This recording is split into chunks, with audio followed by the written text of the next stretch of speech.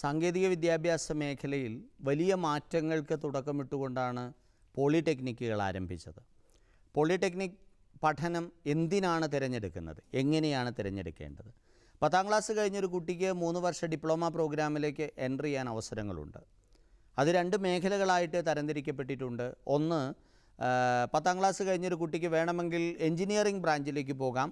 2, management മേഖലയിലേക്ക് പോകാം. കൊമേഴ്സൊക്കെ പഠിക്കുന്ന, ഹ്യൂമാനിറ്റീസൊക്കെ പഠിക്കുന്ന കുട്ടികൾക്ക് വേണമെങ്കിൽ +2 കഴിഞ്ഞ് ലാറ്ററൽ എൻട്രിയിലൂടെ മാനേജ്മെൻറ്റ് മേഖലയിലേക്കും, അതേപോലെ തന്നെ എൻജിനീയറിംഗ് ബ്രാഞ്ചിൽ മാത്സ് ഒരു സബ്ജക്റ്റായിട്ട് പഠിച്ച കുട്ടികൾക്ക് +2-ന് ശേഷം ലാറ്ററൽ എൻട്രിയിലൂടെ പോളിടെക്നിക് ഡിപ്ലോമ എൻജിനീയറിംഗ് ബ്രാഞ്ചിലേക്കും കടന്നു ചെല്ലാൻ അവസരങ്ങൾ ലഭ്യമാണ്.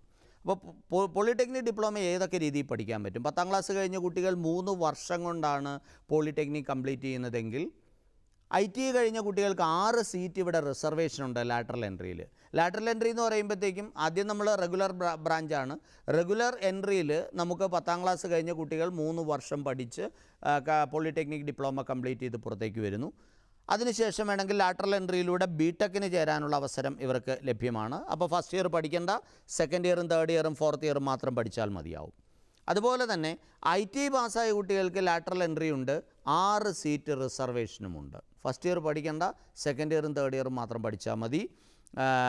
രണ്ടാമത്തെ ഓപ്ഷൻ എന്ന് പറഞ്ഞാൽ ലാറ്ററൽ എൻട്രിയിൽ തന്നെ +2 പഠിക്കുന്ന കുട്ടികൾക്കുള്ള ലാറ്ററൽ എൻട്രി ഉണ്ട്. +2 പഠിക്കുന്ന കുട്ടികൾക്ക് അവിടെ ലാറ്ററൽ എൻട്രിയിൽ മാത്സ് പഠിച്ച കുട്ടികൾക്ക് എൻജിനീയറിംഗ് ബ്രാഞ്ചിലും, ഹ്യൂമാനിറ്റീസ് കൊമേഴ്സ് വിദ്യാർത്ഥികൾക്ക് മാനേജ്മെൻറ്റ് ബ്രാഞ്ചിലും ലാറ്ററൽ എൻട്രി അവൈലബിൾ ആണ്.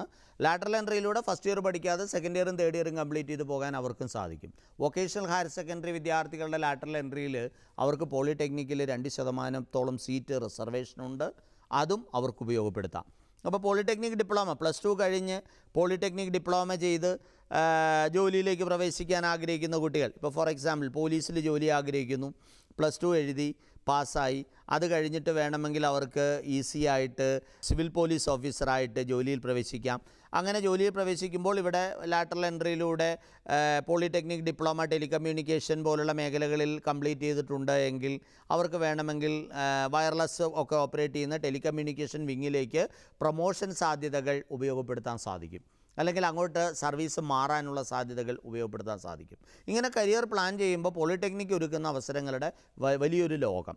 ആ ലോകത്തേക്ക് കടന്നു ചെല്ലുമ്പോൾ, 1 നമുക്ക് റെഗുലർ എൻട്രി, 2 ലാറ്ററൽ എൻട്രി, ഇനി മൂന്നാമതൊരു മേഖലയുണ്ട്. ജോലി ചെയ്യുന്ന ആൾക്കാർക്ക് +2 മാത്സ് സബ്ജക്റ്റായിട്ട് മാത്സ്, ഫിസിക്സ്, കെമിസ്ട്രി പഠിച്ച് പാസ്സായിട്ടുള്ള കുട്ടികൾക്ക് ജോലി ചെയ്യുന്ന വർക്കിംഗ് പ്രൊഫഷണൽസിന് വേണമെങ്കിൽ ജോയിൻ ചെയ്യാൻ അവസരമുണ്ട്. അതുപോലെ തന്നെ പാർട്ട് ടൈമായിട്ട് പഠിക്കാനുള്ള അവസരങ്ങളുണ്ട്. ഈ 4 രീതിയിലാണ് +2 കഴിഞ്ഞതിന് ശേഷം, അല്ലെങ്കിൽ 10ാം ക്ലാസ് കഴിഞ്ഞതിന് ശേഷമൊക്കെ, 10ാം ക്ലാസ് കഴിഞ്ഞവർക്ക് റെഗുലർ മാത്രമേ പറ്റൂ, +2 കഴിഞ്ഞവർക്കാണ് ഈ വർക്കിംഗ് പ്രൊഫഷണൽസിനും അതുപോലെ തന്നെ പാർട്ട് ടൈമും ഒക്കെ അവൈലബിൾ ആയിട്ടുള്ളത്, ലാറ്ററൽ എൻട്രി ഒക്കെ അവൈലബിൾ ആയിട്ടുള്ളത്. അത് നോക്കാൻ കഴിയും. അത് കഴിഞ്ഞാൽ പിന്നെ ഇവിടെയുള്ള ഏറ്റവും വലിയ പ്രത്യേകത എന്താ? ഒരു IT ചെയ്യുന്നത് വളരെ പെട്ടെന്ന് ജോലി ആവശ്യമുള്ള കൂടുതൽ പ്രാക്ടിക്കൽ എക്സ്പീരിയൻസ്, 70% പ്രാക്ടിക്കലും 30% തിയറിയും പഠിക്കുന്നെങ്കിൽ, ഇവിടെ വരുമ്പോൾ നേരെ തിരിയുകയാണ്. അവിടെ നമുക്ക് ഏതാണ്ട് നല്ലൊരു പങ്ക് തിയറി പഠിക്കാൻ കഴിയുന്ന, കുറച്ചുകൂടെ ഇൻഡെപ്തിൽ സബ്ജക്റ്റ് നോളജോടുകൂടി പ്രാക്ടിക്കൽ എക്സ്പീരിയൻസ് ഒട്ടും കുറവില്ലാതെ പഠിച്ച് പുറത്തിറങ്ങാൻ കഴിയുന്ന തരത്തിലേക്ക് ഇവിടെ പഠന രീതി ഒന്ന് മാറുകയാണ്. ഒരു ജൂനിയർ എഞ്ചിനീയർ മേഖലയിലേക്ക്, ഒരു സൂപ്പർവൈസറി കേഡറിലേക്ക് ജോലിയിൽ പ്രവേശിക്കാൻ കഴിയുന്നു എന്നുള്ളതാണ് പ്രത്യേകത.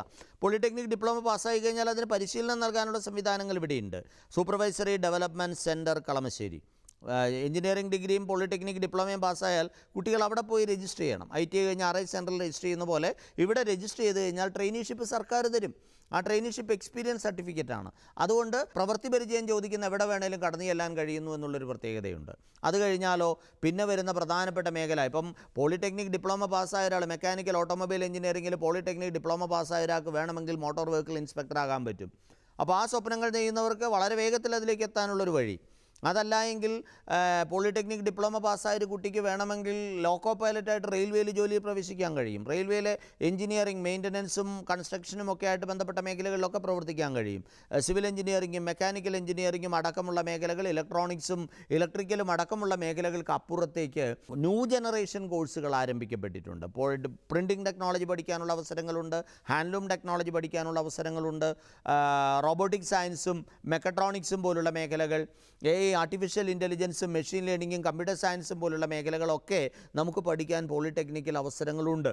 അപ്പോൾ അതിന് താല്പര്യമുള്ള കുട്ടികൾ നല്ല ഡിമാൻഡഡ് ആണ് പോളിടെക്നിക്. കാരണം ഏതാണ്ട് നോക്കിക്കഴിഞ്ഞാൽ പോളിടെക്നിക് ഡിപ്ലോമ പാസ്സായ കുട്ടികളെ നമുക്കിപ്പോൾ ക്യാമ്പസ് പ്ലേസ്മെൻറ്റിന് പോലും കൊടുക്കാൻ തികയാത്തൊരവസ്ഥ നമ്മുടെ നാട്ടിലുണ്ട് എന്നുള്ളതൊരു ഫാക്റ്റാണ്. കാരണം ക്യാമ്പസ് റിക്രൂട്ട്മെൻറ്റിൽ ആൾക്കാർ വരുമ്പോഴത്തേക്കും ഇൻ്റർവ്യൂ ബോർഡിൻ്റെ മുമ്പിലേക്ക് ആളെ പ്രൊവൈഡ് ചെയ്യാൻ പോലും പറ്റാത്ത തരത്തിലേക്ക് പ്ലേസ്മെൻറ്റിൽ വലിയ കുതിച്ചുചാട്ടം കഴിഞ്ഞ വർഷങ്ങളിൽ പ്രധാനമായിട്ടും നടന്നിട്ടുണ്ട്. ടെക്നോളജിയുടെ മേഖലയിൽ വലിയൊരു ഡിമാൻഡാണ്.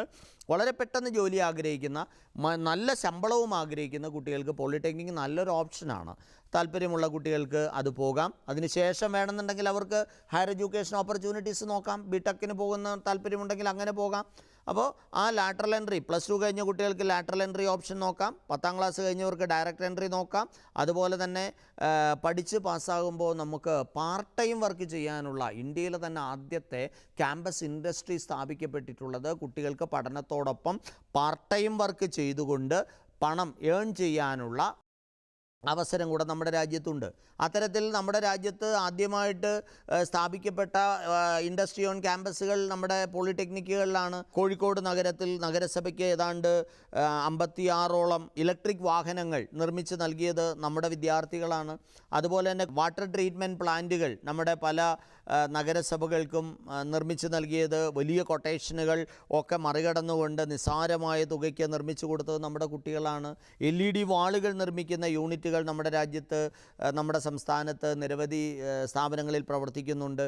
അപ്പോൾ ഇങ്ങനെ ഇൻഡസ്ട്രി ഓൺ ക്യാമ്പസ് എന്നൊരു കോൺസെപ്റ്റിലൂടെ പഠനത്തിനോടൊപ്പം തന്നെ കുട്ടികൾക്ക് വർക്ക് ചെയ്യാനുള്ള ഒരു അറ്റ്മോസ്ഫിയർ ക്രിയേറ്റ് ചെയ്തുകൊണ്ട് അതിനുള്ള സാധ്യതകളെ നമ്മൾ ഉപയോഗപ്പെടുത്തിക്കൊണ്ട് മുന്നോട്ട് പോകുന്നത് കൊണ്ട് തന്നെ കുട്ടികൾക്ക് ഏൺ വൈ ലേണിംഗ് എന്നൊരു കോൺസെപ്റ്റിലൂടെ പണം സമ്പാദിക്കാനും അവരുടെ സമയത്തെ മാക്സിമം യൂട്ടിലൈസ് ചെയ്യാനും സ്വന്തം പണം കൊണ്ട് പഠിക്കാനുള്ള ആ ഒരു ആത്മവിശ്വാസത്തോടെ മുന്നോട്ട് പോകാനുള്ള അവസരങ്ങളും കൂടി പോളിടെക്നിക്കുകൾ നമുക്ക് സമ്മാനിക്കുന്നുണ്ട്. 10ാം ക്ലാസ്സിലെ റിസൾട്ട് വന്നാൽ തൊട്ട് പിന്നാലെ നല്ല മാർക്കോടുകൂടി പാസ്സാകാൻ ശ്രമിക്കുക. പ്രത്യേകിച്ച് മാത്സും ഫിസിക്സും കെമിസ്ട്രിയും ഒക്കെ നല്ലതുപോലെ കോൺസെൻട്രേറ്റ് ചെയ്ത് പഠിക്കുകയും ആ മാർക്കിൻ്റെ റിസൾട്ടിൻ്റെ അടിസ്ഥാനത്തിൽ നമുക്ക് പോളിടെക്നിക് ഡിപ്ലോമയ്ക്ക് അപ്ലൈ ചെയ്യാനും കഴിയും. അത് സാങ്കേതിക വിദ്യാഭ്യാസ വകുപ്പിൻ്റെ കീഴിലാണ് യഥാർത്ഥത്തിൽ ഈ വിദ്യാഭ്യാസ സ്ഥാപനങ്ങൾ കേരളത്തിലുടനീളം പ്രവർത്തിക്കുന്നത്.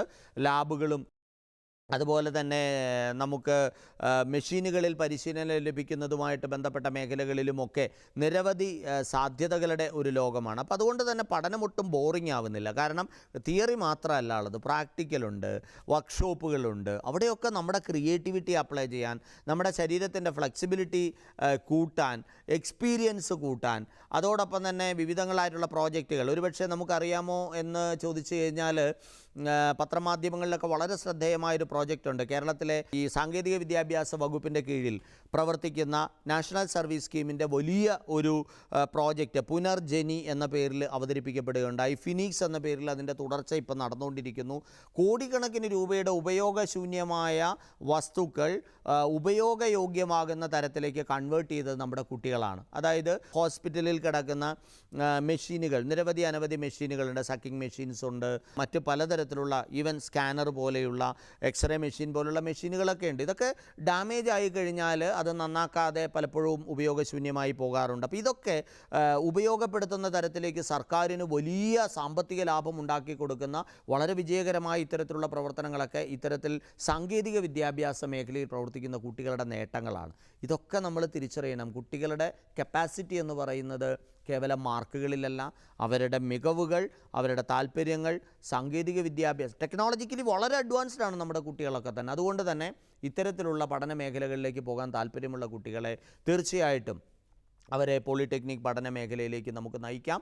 സാങ്കേതിക വിദ്യാഭ്യാസ രംഗത്ത് വരും കാലഘട്ടത്തിൽ, ഈ എഐയുടെയും ഒക്കെ ഒരു വരും കാലഘട്ടത്തിൽ വലിയ തോതിൽ നമുക്ക് ടെക്നോളജിയുടെ മേഖലയിലായിരിക്കും ആൾക്കാരെ, സാങ്കേതിക വിദ്യാഭ്യാസ മേഖലയിലായിരിക്കും നമുക്ക് കൂടുതൽ ആൾക്കാരെ വേണ്ടിവരിക എന്നുള്ളത് കൊണ്ട് തന്നെ. കാരണം ഇതിൻ്റെ ഒക്കെ സർവീസിംഗ് എന്ന് പറയുന്ന മേഖല വളരെ അധികം ആവശ്യമായിട്ട് വരുന്നത് കൊണ്ട് തന്നെ കുട്ടികൾക്ക് തിരഞ്ഞെടുക്കാൻ കഴിയുന്ന ഏറ്റവും മികച്ച മറ്റൊരു ഓപ്ഷനാണ് പോളിടെക്നിക് ഡിപ്ലോമ.